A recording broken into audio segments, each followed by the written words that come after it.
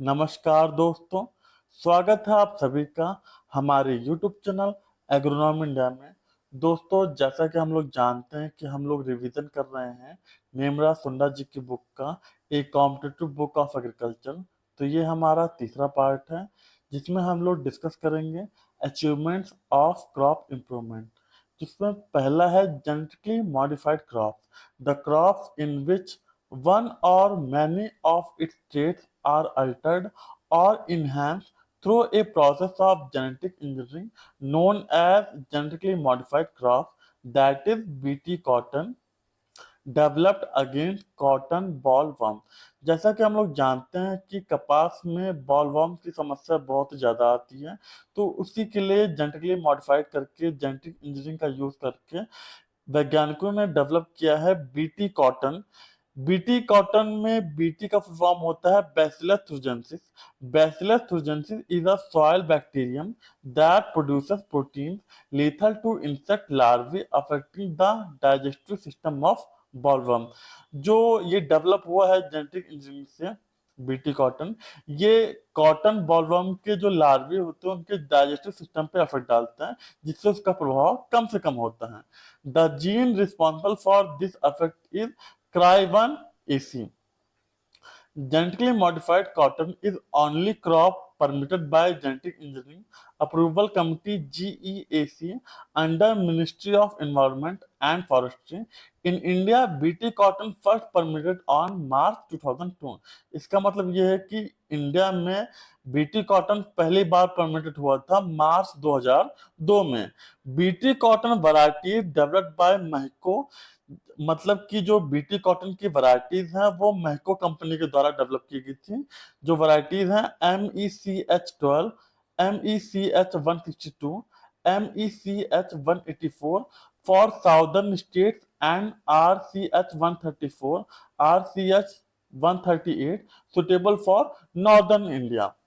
Punjab Agriculture University Ludhiana has developed country's first genetically modified BT varieties of cotton. The special advantage over exciting MNC's private sector seed is the seed of which could be reused by farmers, resulting in saving the repeated cost they have to bear every season। इसका मतलब ये है कि सबसे पहले Punjab agriculture university, जो कि लुधियाना में है, उसने डेवलप किया था कंट्री की सबसे पहले जेनेटिकली मॉडिफाइड वैरायटी कॉटन की, जो कि special advantage over existing MNC private sector is the seed of which could be reused. इसका मतलब ये कि जो फार्मर्स की बार बार लागत लगती थी उसको भी इन्होंने कम किया है डेवलप करके ये variety.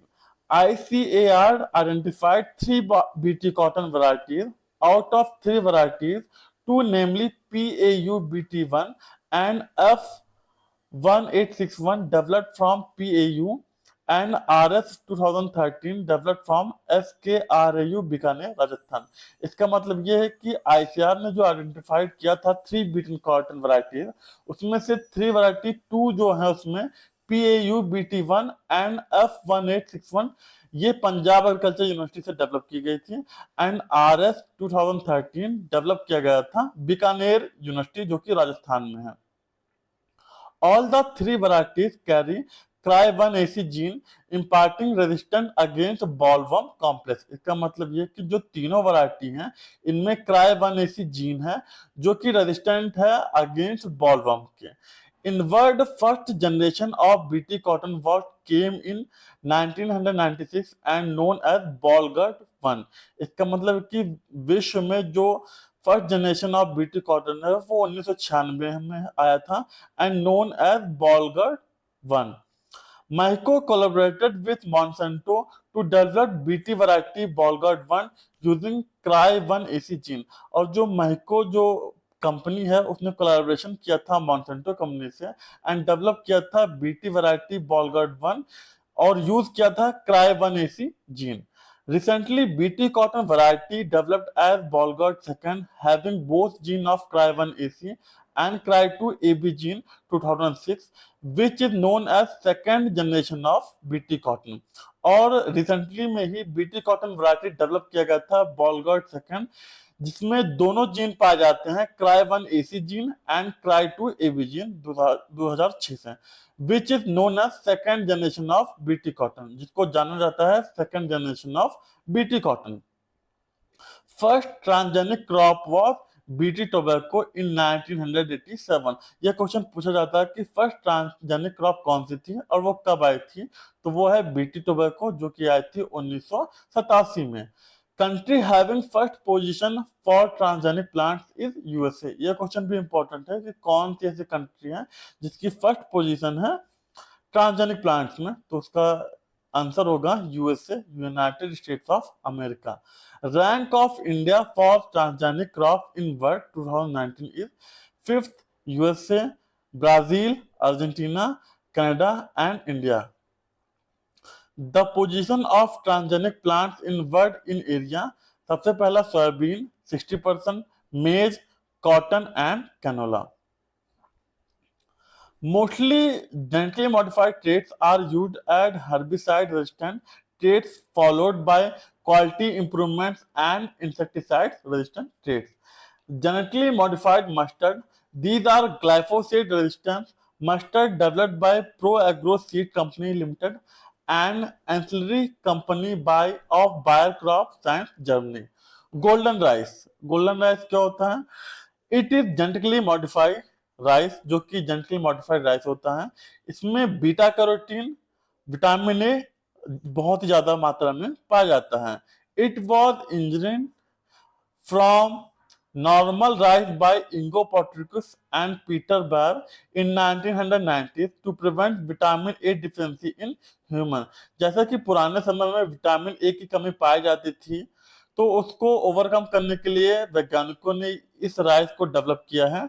That's why Ingo Potrykus is known as father of golden rice. और यह क्वेश्चन भी आता है कि who is the father of golden rice, तो इसका आंसर होगा Ingo Potrykus is known as father of golden rice.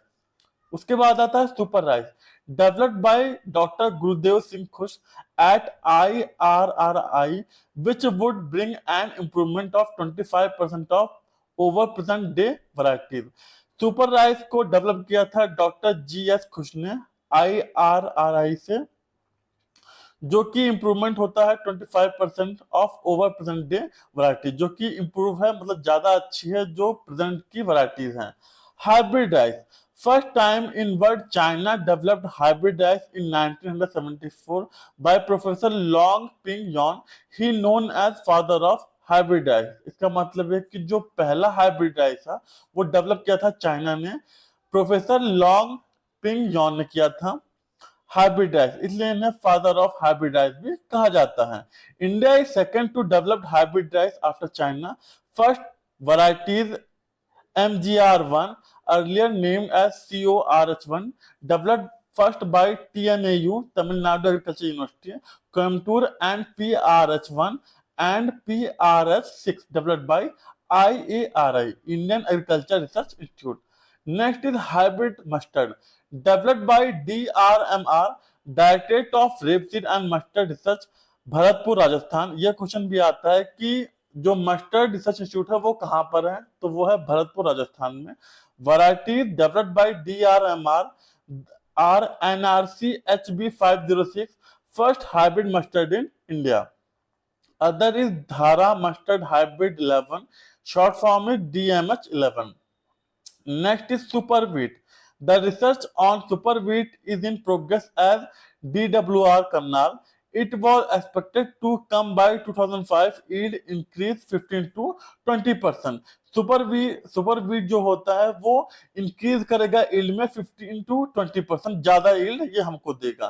Green revolution, the term green revolution was coined by William S God. यह क्वेश्चन भी आता है कि ग्रीन रेवोल्यूशन टर्म किसने दिया था, तो वो दिया था विलियम एस गॉड ने in 1968 of USAID to describe the productivity based improvement in food production particularly in wheat and rice.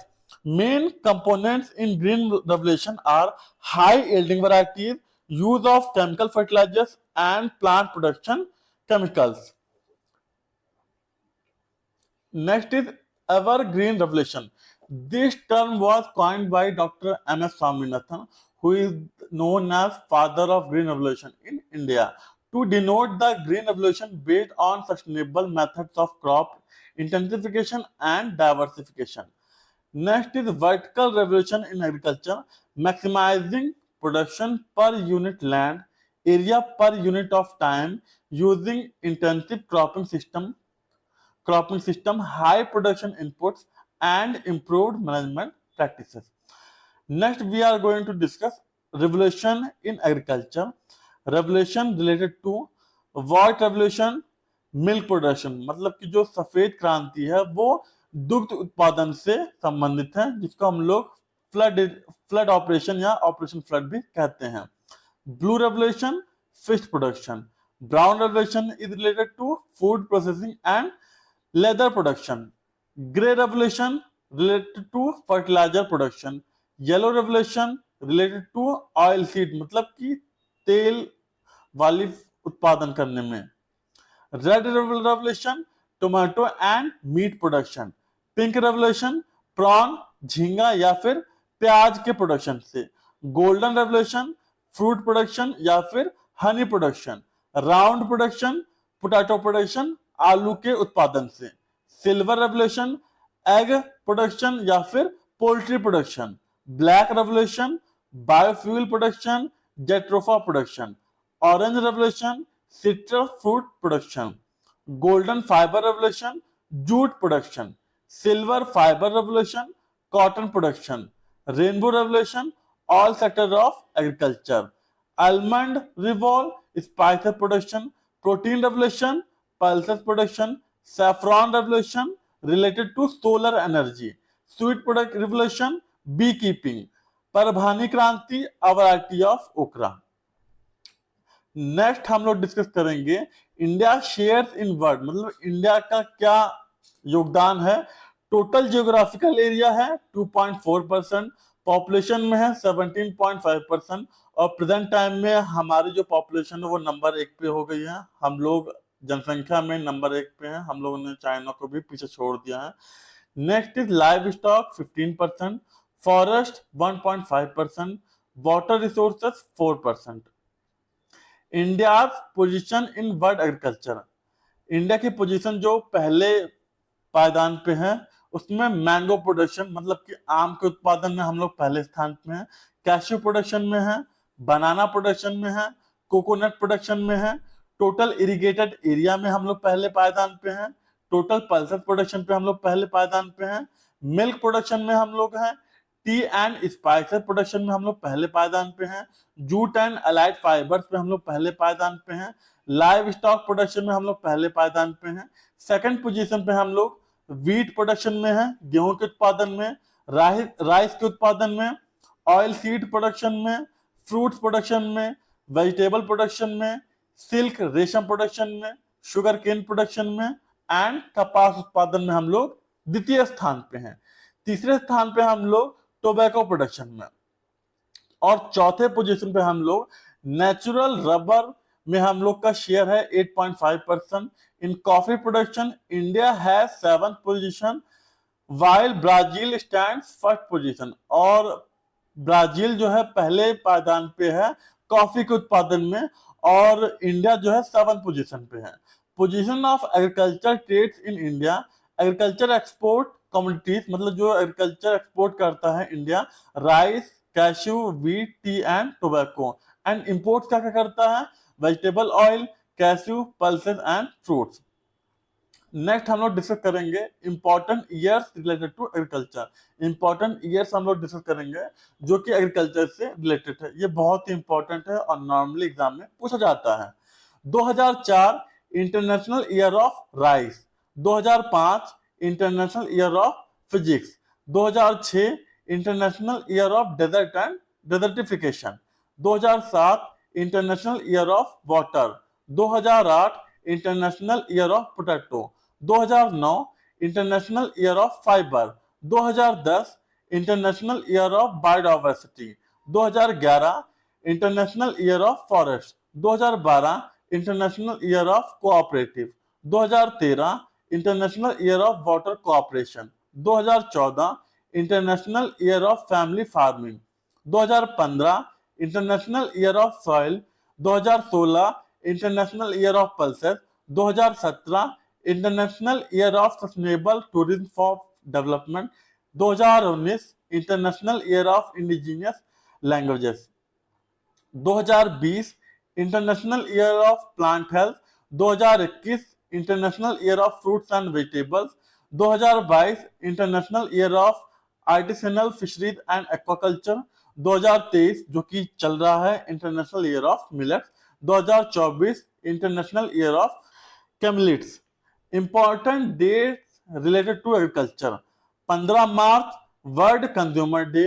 21 March world forestry day. 30 March Rajasthan day. 5 June world environment day.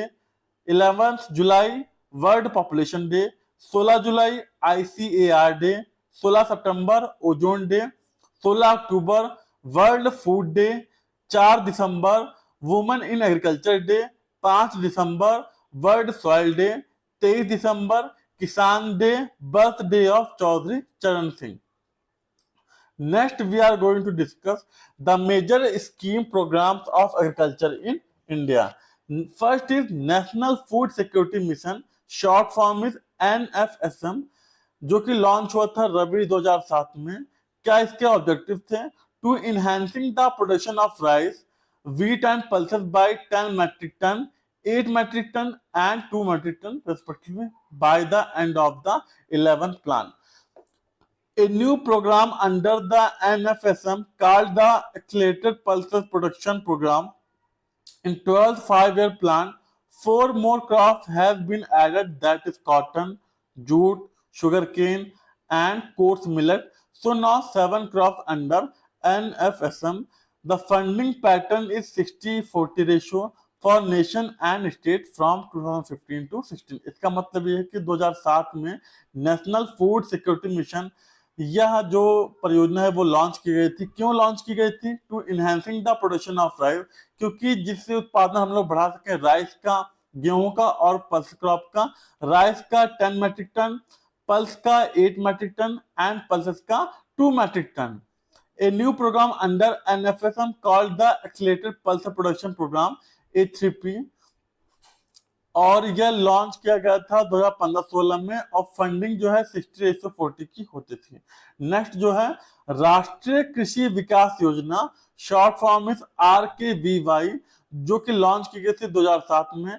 To achieve a 4% growth rate in agriculture and allied sectors during the 11th plan. It is recommendation of the National Development Council of India. The funding pattern is 60-40 for nation and state from 2015 to 16. Integrated Scheme of Oilseed Pulses Oil Palm 2004. The ISOPM is being implemented in 14 major states for oilseeds and pulses, 15 for maize and 10 for oil palm. The pulses component has been merged with the NFSM with effect from 1 April 2010. During 2014 to 15, this scheme is merged into National Mission on Oilseed and Oil Palm NMOOP in the financial year of 2018 to 19. NMOOP has been merged into NFSM Oilseed. Next is agriculture technology management agency. यह बहुत ही important है, आत्मा short form इसको कहते हैं। ये launch किया गया था 2004 से 5 में। At district level to optimise the extension reforms with the active participation of farmers, farmer group, non government organisation, NGOs, Krishi Vigyan Kendra, Panchayati Raj institution and other stakeholders operating at district level under NATP of ICAR. आत्मा launch किया गया था 2004 से 5 में। यह district level पर operationalise किया गया था extension farmer reformer with the active participation of farmers, farmer group and non government organisation के द्वारा। Next is national horticulture mission. ये भी बहुत इंपॉर्टेंट है, ये पूछा जाता है। ये लॉन्च किया गया था 2005 में। The ministry of agriculture has been implemented the NHMM for the holistic development of the horticulture sector. NHM upgraded with Mission for Integrated Scheme of Horticulture Development MIDH from 1 April 2014. Next is national mission on micro irrigation, NMMI 2010 में launch किया गया था ये।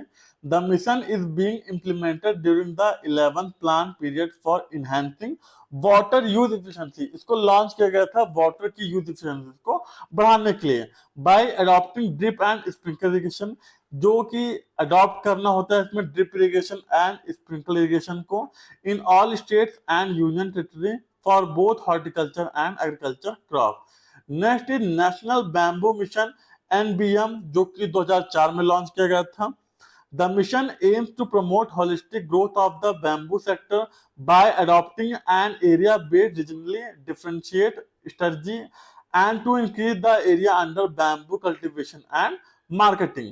Next is Kisan credit card scheme KCC 1998। Farmers can receive crop loans up to a principal amount of 3 lakh to 7% interest from any nationalized bank of the country. But government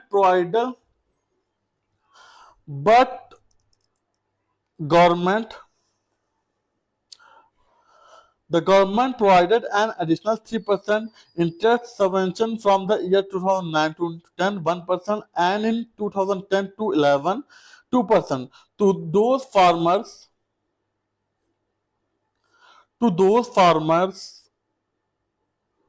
who timely repaid and short-term crop loan. That's why the effective rate of interest for such farmer will be 4% per annum. Next is Kisan Call Center, January 2004, to provide agriculture information to the farming community through toll-free telephone line. इसको launch किया गया था जिससे किसानों को उनकी कृषि से संबंधित जानकारी प्रदान की जा सके। द किसान call centre scheme was launch in 21 जनवरी 2004, जो कि लॉन्च किया गया था 21 जनवरी 2004 को। A country wide common 11 digit number 180018011551 has been allotted for KCC. Replies to the queries of the farming committee are being provided in 22 local languages. Calls are attained to from 6 a.m. to 10 p.m. on all 7 days of the week. Next is Integrated Scheme for Agriculture Marketing, short form is ISAM, launched 1st April 2014 to promote creation of agriculture marketing infrastructure by providing back-end subsidy support to state, cooperative and private sector investment, to promote integrated values chains confined up to the stage of primary processing only, to provide vertical integration of farmers with primary procedures. Next is Mission for Integrated Scheme of Horticulture Development, short form is MIDH, 2014. A centrally sponsored scheme of MIDH has been launched for the holistic development of horticulture in the country during 11th plan. The scheme, which has taken off from 2014 to 15, integrate the ongoing schemes of National Horticulture Mission for Northeast and Himalayan states, National Bamboo Mission, National Horticulture Board, Coconut Development Board, and Central Institute of Horticulture, Nagaland. Next is soil health card scheme. ये बहुत ही महत्वपूर्ण scheme है जो कि 19 फरवरी 2015 से start है। The scheme aims to promoting soil test based and balance use of fertiliser to enable farmers to release higher yields या lower cost. जैसा कि देखा यह जाता है कि किसान भाई खेती तो करते हैं लेकिन खेती करने के बाद वो अपनी सॉइल का परीक्षण नहीं करते हैं, जिससे उनको ये पता नहीं चलता कि उनको अपनी खेत में कितना फर्टिलाइजर देना है, कितना इरिगेशन देना है। इसके लिए सरकार ने यह लॉन्च किया था soil health card. The scheme aims to promoting soil test based on balance use of fertiliser. सरकार ने यह इसलिए लॉन्च किया था जिससे किसानों को यह पता चल सके कि उनको कितना बैलेंस में फर्टिलाइजर देना है, क्या न्यूट्रन की कमी है और अपनी सॉइल की सही जानकारी उनको प्राप्त हो सके।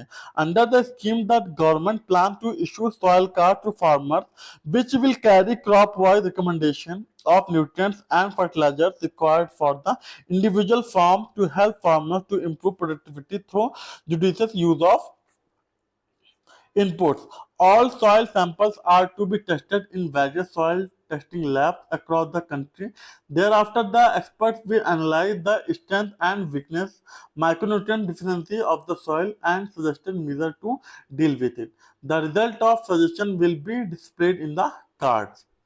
नेक्स्ट इज प्रधानमंत्री फसल बीमा योजना 18 फरवरी 2016 PMFBY will replace the existing two scheme National Agriculture Insurance Scheme 1999 as well as the modified NAIS with the objective of to provide insurance coverage and financial support to the farmers in the event of failure of any of the notified crop as a result of natural calamities, pest and disease. Next is परंपरागत कृषि विकास योजना PKVY 17 January 2016 on the occasion of national organic summit held at Gangtok Sikkim. Next is प्रधानमंत्री कृषि सिंचाई योजना short form is PMKSY 2015। The theme is हर खेत को पानी and improving water use efficiency more crop पर drop by MIS। Next is national mission for sustainable agriculture NMSA 2014 से 15। In this scheme 4 ongoing national scheme have been merged, that is rainfed based area development program, National Mission for Micro Irrigation, National Organic Farming Program and National Soil Health and Fertility Management Program. Next is प्रधानमंत्री किसान Samman Nidhi PM किसान योजना फरवरी 2019 to provide an insured income support to the small and marginal farmers. Now all farmers, the government launched the Pradhan Mantri Kisan Samman Nidhi. Next is operation green scheme 2018 से 19। Ministry of food processing industries MOFI FPI has approved the scheme in budget speech of 2018 to 19 with an outlay of rupees 500 crore to stabilize the supply of tomato, onion and potato crops and to ensure availability of TOP crops throughout the country round the year without price volatility. So this is all about today's lecture. आशा करता हूँ कि आपको यह video पसंद आया होगा, तो प्लीज़ हमारे चैनल को सब्सक्राइब कीजिए और अपने दोस्तों के साथ शेयर कीजिए। मिलते हैं नेक्स्ट वीडियो में, तब तक के लिए नमस्कार, धन्यवाद।